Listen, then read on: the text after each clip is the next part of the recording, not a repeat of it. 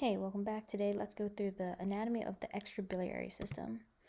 So, bile is going to be made in the hepatocytes, and then it goes into the bile caniculi, and those are inside each hepatic plates. Remember, in histology, the hepatic plates are like polygons, like stop sign shaped, and they're kind of stacked on each other. And this is the course of the bile. It goes from the smaller bile ducts into the larger bile ducts, into the common hepatic duct, and then the cystic duct will join, and then that makes the common bile duct. And then the blood will travel in the sinusoids towards the veins, while the bile goes into the opposite direction. If those two mix, this is problematic because that makes the blood alkaline, and that's because the bile is alkaline. So bile will be secreted from the gallbladder into the valves of Heister, and then it will also be secreted by the hepatic ducts. So this is the right and left, and they'll join, and both of them join to create the larger common bile duct. So the common bile duct has 4 parts. It has the supraduodenal portion, which is above the duodenum, the retroduodenum behind the duodenum, the retro or intrapancreatic, so it can either be behind or it can go through the pancreas, and then the intramural. So the intramural part will be joined by the main pancreatic duct to make the ampulla of Vater, and that ampulla is covered by a hood of mucosa, and it's surrounded by the sphincter of Oddi. And this is an important landmark for the endoscopy because endoscope can be inserted through the ampulla and go straight up into the gallbladder to see if there's any kind of gallstone formation. So the common bile duct will pass through the hepatoduodenal ligament, and it will make this structure, and I remember as duct vont ants because it's going to be the duct first, and then the vein, and then the artery.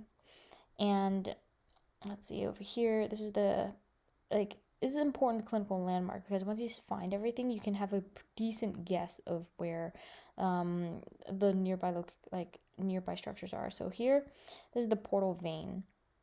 So remember duct vont ants. So to the right is going to be the artery, and it's marked here. This is going to be the left hepatic artery, and this is the common hepatic artery. So on this side, though it's not labeled, this is going to be the common bile duct. So there's a bunch of variants, and it can either go through the pancreas, over the pancreas, behind the pancreas. And this can be problematic because if the pancreas is inflamed, it can obstruct the bile duct. Okay, so the bile duct and the gallbladder itself is going to be it's going to be supplied by the cystic artery, the right hepatic artery, the posterior and the superior pancreatico-duodenal and the gastroduodenal artery. So it's very well supplied. Important to note all of these because if there is a problem with the gallbladder and it needs to be surgically removed, you have to ligate all of these vessels, or at least tie them off. The veins will drain directly into the liver, and the posterior superior pancreatico-duodenal vein. And there's a lot of variants, so that doesn't really matter too much. So the gallbladder is going to be nestled right between the duodenum and the liver. And the fundus of the gallbladder is touching the anterior abdominal wall. And the body is going to be contacting the liver, the transverse colon, and the first and second part of the duodenum. While the neck is going to be continuous with the cystic duct, of course. And that joins, remember, the common bile duct. So the gallbladder is going to be covered by the peritoneum, and that binds it to the liver. The mucosa is pretty wavy, and it has a bunch of spirals in it. And the infundibulum is also known as Hartmann's pouch. It lies at the neck, so right around here, of the gallbladder and the cystic duct. There are some peritoneum that will attach the gallbladder to the colon or the stomach. And once again, not really important unless you need to remove the gallbladder, just because you have to remove that part of the peritoneum as well. So the gallbladder is going to be supplied with a cystic artery, and that is a branch of the right hepatic artery. Calit's triangle or Kalos triangle is a really important landmark for the cystic artery because it's it's bound by the cystic duct, the common hepatic duct, part of the common hepatic artery, and the inferior surface of the liver. So there is no cystic vein that accompanies the cystic artery. However, there's a lot of veins that drain the gallbladder that goes straightly into the portal vein or the sinusoids itself. So here's another nice picture. Here is your stomach, here is your liver, here is your gallbladder, and here is going to be the Winslow foramen, but like more importantly, let's trace this behind. So this is the duct, right? This is the common bile duct. So duct von Ants. This is going to be the gastroduodenal artery, but a little bit above, that's going to be your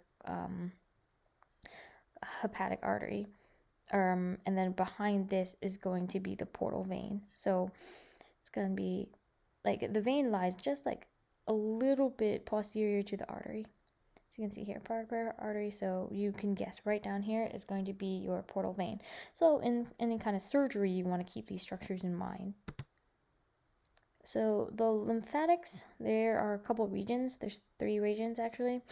The hepatic region right here, the pancreatic region, and the celiac axis. And all of them eventually drain into the cystic lymph node near the neck. And then the lymph will go and drain into the hepatic nodes and then to the celiac node. So it goes from like A, down to B, down to C. In like a kind of like circular motion. The gallbladder is innervated by sympathetic and parasympathetic vagal fibers, and that forms the celiac plexus and the right phrenic nerve. And it releases a certain hormone, cholecystectomy, and that is released by the duodenum to signal contraction of the gallbladder, and then the gallbladder will release the bile. So the cystic duct is going to connect the neck of the gallbladder to the common bile duct, and it has a bunch of like spiral valves, and is green because of the bile, and its purpose is to basically keep the lumen constantly open. Variations could cause problems because if it's obstructed, bile can't go through. There's going to be like obstruction of the gallbladder, stones might form, bad stuff will happen. Here is your gallbladder. Here's your portal vein, common bile duct. Let's get oriented. Common bile duct, vein over here, hepatic artery. Okay, so acute cholecystitis is usually referred to pain in the right upper quadrant, so like right under the breast in women, and it's also referred to the lower back, so it goes straight in the back. And a patient will be displaying Charcot's triads. So it's going to be the jaundice, the right upper quadrant pain, and the fever. And there's going to be irritation of the parietal peritoneum, and that will lead to the pain through the phrenic nerve to the right shoulder. However, that's not very common. Acute suppurative cholangitis is going to be the pus in the biliary ducts, and that's going to be resulting in Raynaud's pentad. So it's going to be Charcot's triad along with hypotension and confusion. Acute cholangitis will be just due to, stones in the gallbladder that obstruct the common bile duct. And then there is going to be an invasion of bacteria from the duodenum. So here you go. There's obstruction. This is inflamed. Okay, so gallstones are pretty common, especially here in the Western world. Anybody with a Western diet, lots of fat, lots of salt, we're going to have gallstones. The bile is usually made out of salt, bilirubin, and cholesterol, and that participates, making the stones, and that can block a duct. So the biliary colic is pretty serious because it's the spasm of the smooth muscle of the wall of the gallbladder trying to expel a stone, and it's painful. And if the stones are small enough to pass, it might block the hepatic duct, which is even worse, and that can lead to pancreatitis or hepatitis in the hepatic duct case, but in the case of pancreatitis, the ampulla of Vater is blocked. And even further, the gallstones can ulcerate the transverse colon. So you've passed through all of these, ducts and whatnot. And then finally, you're in the duodenum and it passes it to the transverse colon, but then it would be irritating to it. So the official name of gallstone is Choledocholithiasis. Sorry, I can never pronounce these, but I only learned them from reading. And because nobody actually calls them this, we all say gallstone, but primarily they're made in the bile duct. Secondary stones are going to be made in the gallbladder, and there's several different stones types. There's the pigment stones, which is usually calcium and bilirubin, so they're very dark. The cholesterol stones, which are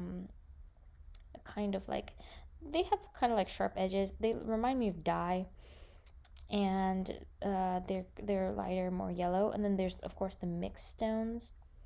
The calcium carbonate stones are going to be very rare because it's rare that anybody just secretes straight up calcium carbonate. Cholesterol, of course, is going to be the most common. The symptoms are going to be like colicky, right upper quadrant pain, jaundice, and the feces will be clay colored. So there's going to be increased pressure in the biliary tree as the colic increases and the body tries to expel the duct, or expels the stones through the duct. And the treatment is generally like an endoscopy to remove the stone, or like a cholecystectomy.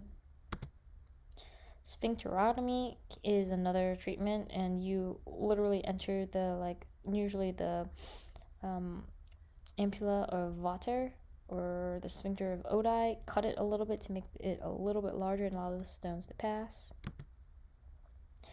Cholecystic fistula, and that can occur, here's the fistula, and it can occur because a gallstone can be connected to the duodenum or the colon, or both in some cases, or the stomach.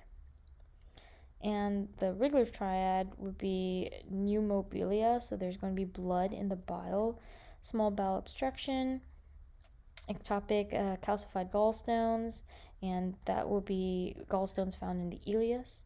And it's usually in the ileus because the ileus is the narrowest part of the small intestines and usually occurs in the terminal area in the right iliac fossa, so right at the right hip. Gallbladder cancer is very rare. It's more found in females and Native American populations. Of course, the symptoms are really general, and the metastasis is very bad because we catch it. It's hard to catch early. Okay, so the gallbladder can kind of move around. It can be intraperitoneal, or it can be non-attached, and that could be bad because torsion can occur. And of course, torsion can result in necrosis. In some congenital condition, extrahepatic biliary atresia can occur, and some part that comes from the liver to the gallbladder is still patent. And it's somewhat surgically correctable by making the anastomosis, but it can only happen if the ducts are already there. So here's variants. Here, it can be here, or it can be both.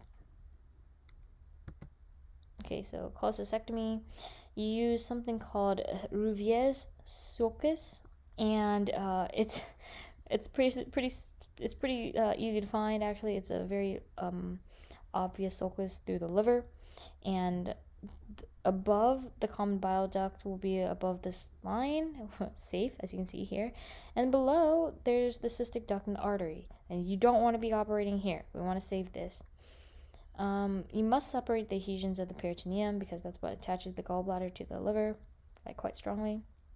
But in these cases, you have to be very careful because the gallbladder can burst, sending bile into the peritoneal space, and then that can lead to peritonitis, which is deadly.